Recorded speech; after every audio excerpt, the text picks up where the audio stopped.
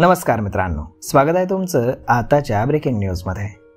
मित्रांनो, पुणे महानगर परिवहन महामंडळाच्या बसमधनं फुकट प्रवास करणाऱ्या प्रवाशांसोबतच विलंबानं तिकीट घेणाऱ्यांवरही दंडात्मक कारवाई करण्यात येणार आहे। त्यासाठी मोबाईल ॲप ऑनलाईन तिकीट प्रणाली विकसित केली गेली आहे। या ऑनलाईन ॲपला तांत्रिक अडचण असल्यास किंवा सुट्या पैशांवरनं वाद टाळण्यासाठी अत्याधुनिक ई-मशीन सुविधा उपलब्ध करून दिली आहे। प्रवाशांनी बस थांब्यावरून बसमध्ये बसतानाच तिकीट काढून प्रवास करावा असं आवाहन पीएमपी प्रशासनाकडून करण्यात आले।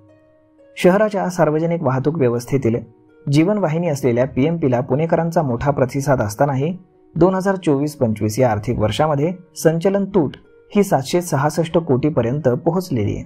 त्या पार्श्वभूमीवरती पीएमपी प्रशासनानं आर्थिक उत्पन्न वाढवण्यासाठी मार्गांचा विस्तार, नवीन मार्गांवरती बसचं संचलन तसेच ऑनलाईन तिकिटासाठी ऑनलाईन ई-मशीन, ॲप आणि इतर सेवांमधील त्रुटी दूर करून नवीन उपाययोजनांची अंमलबजावणी करण्यास सुरुवात केलेली आहे।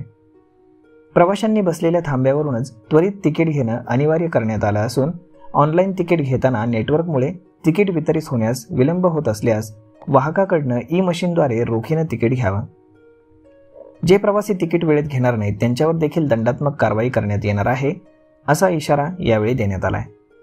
प्रवाशांकडनं गर्दीचा फायदा घेत विलंबानं तिकीट घेतलं जातं। अनेक प्रवासी नियोजित ठिकाणी उतरण्यापूर्वीचा थांबा सांगून तिकीट काढून कमी पैशांमध्ये प्रवास करीत असून वाहक आणि प्रवाशांमध्ये वादविवादाच्या घटना होताना पाहायला मिळत आहेत। प्रवाशांकडनं गर्दी आणि ठराविक अंतरावरती असणारे बस थांबे याचा गैरफायदा घेतला जात असल्यानं प्रवासी ज्या बस थांब्यावरती बसेल तिथूनच ऑनलाईन तिकीट काढणं आता अनिवार्य करण्यात आलेलं आहे।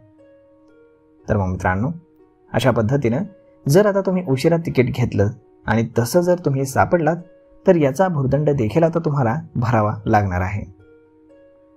तर मग मित्रांनो, हा व्हिडिओ, ही माहिती तुम्हाला कशी वाटली हे तुम्ही आम्हाला कमेंट करून नक्कीच सांगा। आणि जर आवडली असेल तर आपल्या जवळच्या मित्रमंडळींसोबत देखील हा व्हिडिओ तुम्ही शेअर करायला विसरू नका। धन्यवाद।